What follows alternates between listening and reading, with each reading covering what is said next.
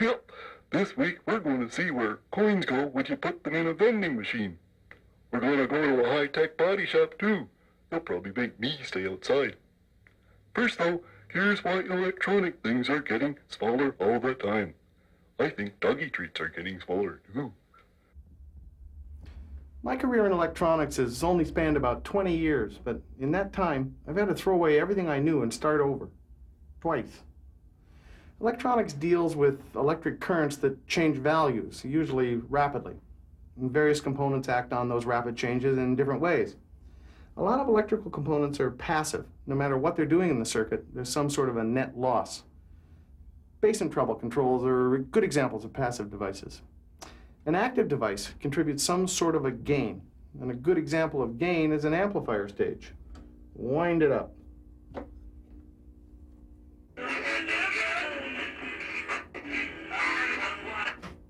This single vacuum tube amplifier just took tiny electrical wiggles from this phono cartridge and amplified them so they were big enough to wiggle a speaker cone. Now, if you just accepted that statement, I think we better pause. Because how can a device give out more than it took in? You can call it magic and go make a sandwich, or you can look at the basic amplifier more closely. The active device here is a good old-fashioned vacuum tube. The British call these things valves, and that's a pretty good description. The term amplifier is mostly a lie. Nothing really gets amplified. The tube allows a tiny wiggling current to control a larger current from another source of power. So the output of the amplifier really consists of a larger image of the input signal. The input signal isn't really made bigger. One of the nice things about tubes is they were easy to explain. Inside is a heated metal element that emits electrons. A short distance away is a positive metal plate. Now, because of the electrical charges in the heater, electrons flow from the heated element to the positive plate. The flow of those electrons is an electrical current. In between the two elements is a fine wire mesh. As the electrical potential is changed on the mesh, the flow of electrons is influenced. As the mesh is made more negative, the flow of electrons is reduced. Now, all this would be merely interesting, except for the fact that a very small change on the mesh can control a much larger current. Depending on the way those initial currents are adjusted, the tube can either create a larger image of its input signal, that's called analog or linear operation, or it can be made to switch totally on or off. We used to call switching totally on or off switching. Now we call it digital. When you look at the vacuum tube overall, it's pretty inefficient. It's large and requires quite a bit of power to heat it up. But we shouldn't be too hard on the vacuum tube. It gave us radio, television, computers, music, and all other electronic wonders. The transistor gave us television, radio, computers, music, and all other electronic wonders much smaller, cheaper, and better. The transistor does the same job as the tube. It allows a tiny current to influence a larger current. It's small, cheap, and efficient. Hey, just a second. Come back here. There's one very bad thing about transistors. They're almost impossible to explain. The official explanation requires us to take several odd quirks of physics on faith, and it also requires a textbook to open on the table. You can be comfortable with transistors without knowing exactly how they work. I am. There are a few different constructions of transistors, but they all rely on classes of metals called semiconductors. The simplest transistor is a junction of three pieces of semiconducting material. One of the most famous of those materials is silicon. And it's made into a semiconductor by, as my encyclopedia says, the careful placing of impurities. Let's leave it at that, I think. The transistor is an active device with three connections. A small current flowing this way will influence a larger current flowing here, much like the old vacuum tube. You'll note, by the way, that my current flow isn't going in the direction of the arrow. Well, to this day, our schematic symbols all point the wrong way. See, Ben Franklin had a 50-50 chance of guessing right on the flow. Nice try, Ben. Transistors don't require heat to work, so they're more efficient than tubes. They're obviously a lot smaller, and as far as the price goes, I paid 3 cents for this one. Of course, I had to buy 100 of them to get that price, but I'll use them for something. Vacuum tubes required several hundred volts for their operation, but transistors will work well on a few volts. Because of that ability to work at safe voltages, I can demonstrate just what it means to be an active device. This transistor is all set to flow its large current through the light bulb. Here's the schematic. I'm going to supply a small current to it with my body, where the arrow is on the schematic. Now, because the current I'm supplying is so tiny, I'm not feeling any heat. And because the voltage is low, I'm not getting a shock. The transistor, though, is feeling heat because of the relatively large current it's supplying to the light bulb. Heat is the big enemy of transistors. Transistors that do hard work, like driving the speakers in your hi-fi, are physically larger and often mounted on heat radiating things like this. No matter how large the container is on a transistor, the actual transistor inside is very small. So, I guess it was just a matter of time. The integrated circuit takes the careful placing of impurities to new heights. Since individual transistors are very, very tiny, they can be made by the thousands on small slabs of semiconducting material. And by the careful placing of impurities, whole circuits can be fabricated. The small slabs of material are called chips. In describing chips, it's common to proclaim that there are thousands of transistors on this chip. Well, that brings up a kind of an interesting point. A simple transistor radio can make do with 6 transistors. The integrated circuit version of this needs 100 transistors. Transistors require various other components to function, and most of those components have to do with setting proper current flows around them and things like that. Transistors are easy to fabricate on chips, but a lot of the other components aren't. So, most integrated circuits use extra transistors to simulate the other components. Chips are one of the only things in life where the extra complexity costs nothing. This is the central processing unit for a personal computer. Now, all chips are not microprocessors, no matter how often the media get it wrong. A computer may have a lot of chips, but only one microprocessor. That particular one is a 6502. It writes the Acme scripts and does the housekeeping for the show. It contains upwards of 1,000 transistors, and it's pretty expensive as chips go, $2. Now, as manufacturing gets better, more and more circuitry gets crammed on silicon chips. Here's one of the latest breed of microprocessors. It's a Motorola 68000. It does all of the Acme graphics. Here's these little things are so tiny. There's the chip that's inside. Here's a picture of it with its chip inside.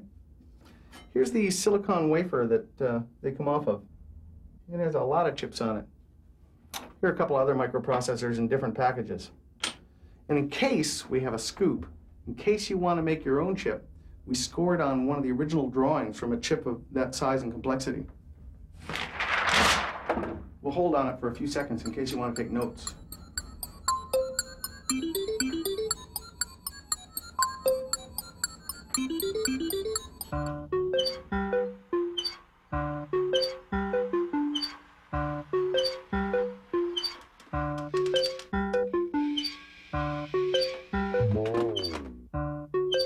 Gunner, sail down.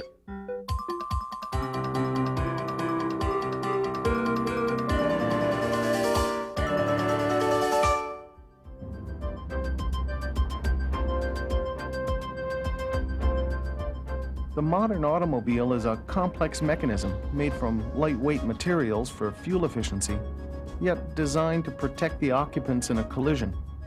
Designed crumpability.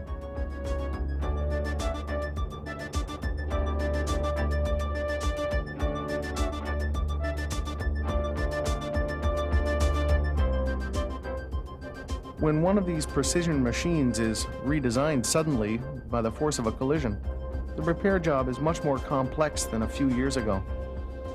The last generation of cars used a heavy frame. The framework supported the engine, drivetrain, and suspension.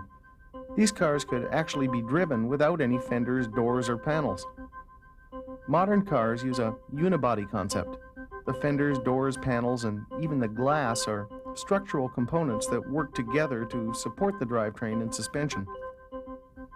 As well, the overall strength of the shell is due to the geometry of its parts, not just the strength of the steel. The proper name for unibody, by the way, is monocoque, the word and concept borrowed from aircraft design. The monocoque body protects the passenger compartment by absorbing impact all over. This makes assessing damage to one of these cars fairly scientific. Damage has to be undone in the order and direction that it was done, with care taken to restore the original strength and crumpability in the event that it's hit again.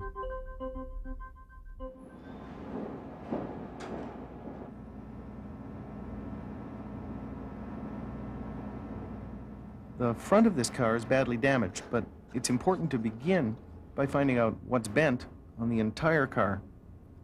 Measurements are done using the manufacturer's data and an imaginary line under the car called a datum line.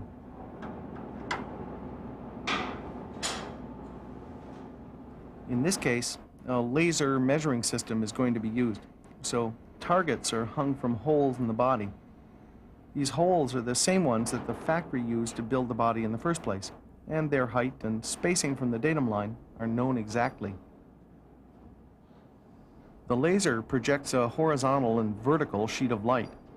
This creates an accurate cross on any object in its path.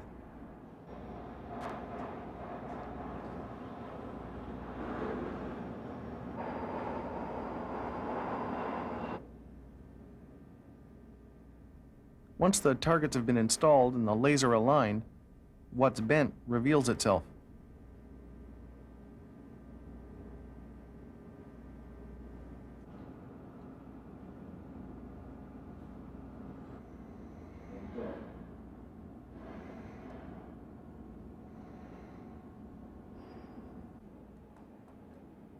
Above the car, other measuring devices check critical locations. Here are the front suspension attachment points.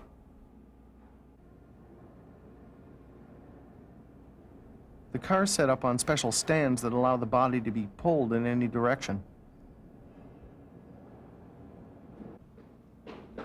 This particular equipment can be configured to pull from any angle, in any plane, even a complex pull in two directions at once. This is important to pulling out the damage along the exact lines of impact. The pulling is done by powerful air-operated rams.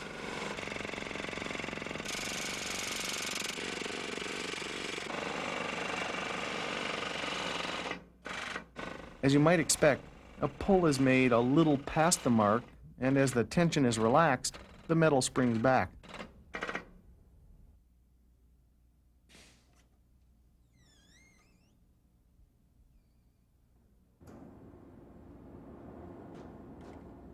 Today's lightweight cars are made from high-strength steel that needs special care. Stress has to be relieved, and any heating has to be done carefully to avoid destroying the molecular arrangement of the high-tech metal.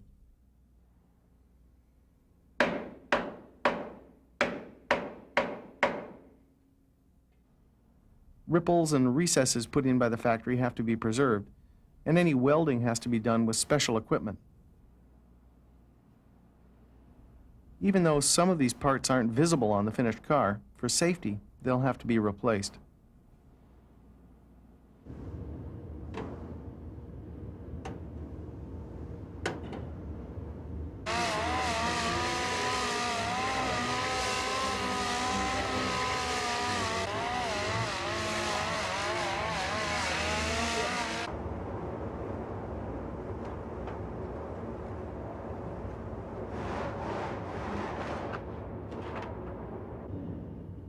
When the body shell's been repaired correctly, all of the visible parts will fit perfectly. More importantly, the front end alignment will be correct. And most importantly, the car will still protect the passenger compartment in the event of a second collision.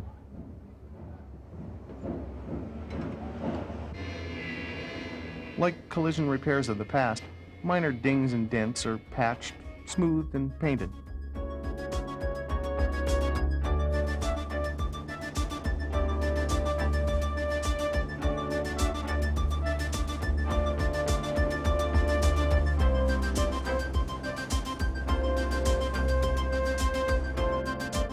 And also, like the successful collision repairs of the past, she'll look good, too.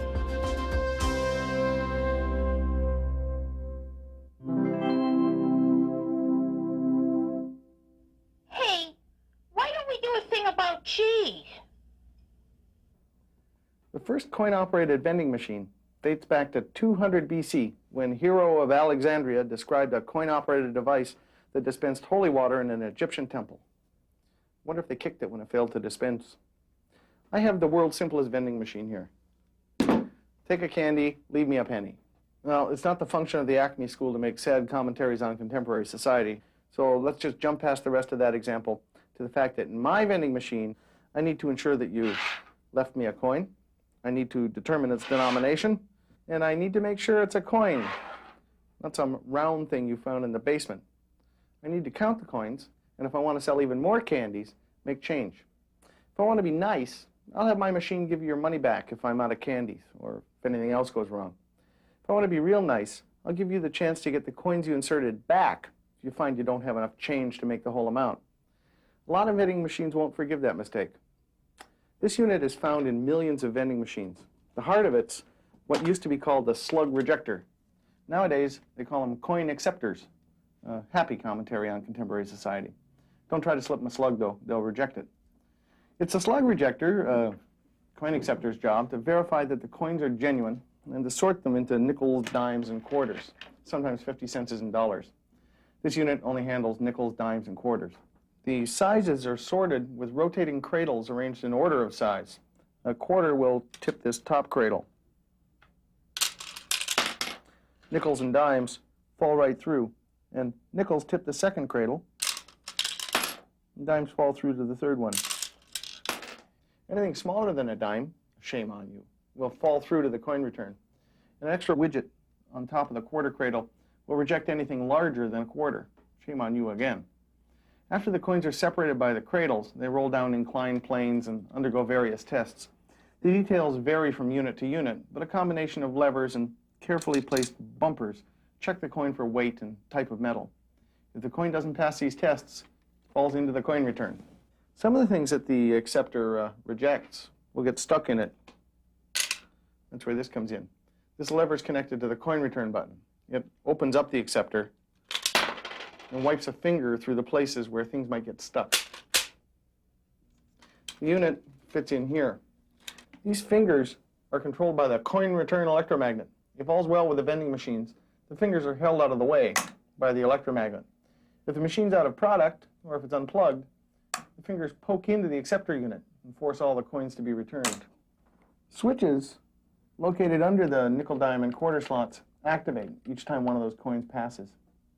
This bank of switches sets the price for vending. Going from left to right, they're equal to 5 cents, 10 cents, 20 cents, 40 cents, 80 cents, and $1.60. Various combinations of the switches will give any amount from 5 cents to $3.20. This one's set for 15 cents. Now, when you start inserting coins into a coin unit, they drop immediately into the cash box. So if you want to abort the transaction, the coins are no longer available. Some machines that take a lot of coins, like cigarette machines, will hold your coins in escrow and return them to you if you push the coin return. These tubes are where your change comes from. If the tube isn't full, inserted nickels will drop into the tubes instead of the cash box.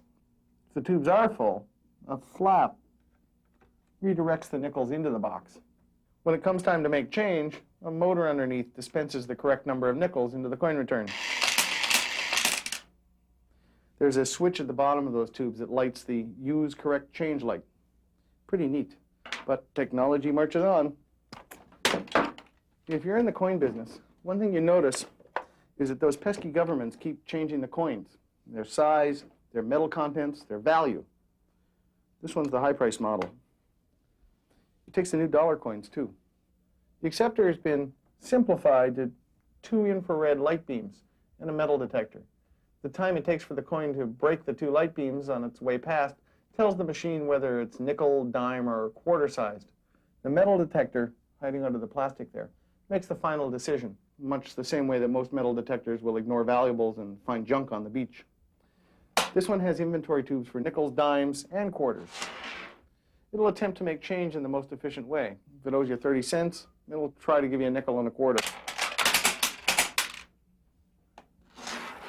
If it's out of quarters, it'll try 3 dimes.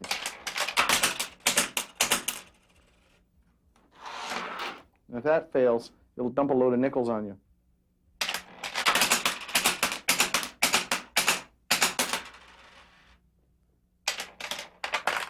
It'll even pay you back for coins in the cash box.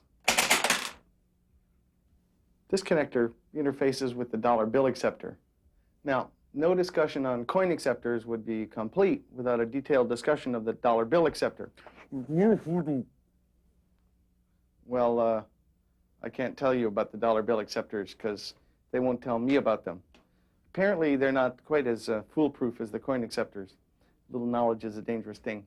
So, tune in next decade. Paper money will be obsolete, and we'll take a look at how the dollar bill acceptor worked.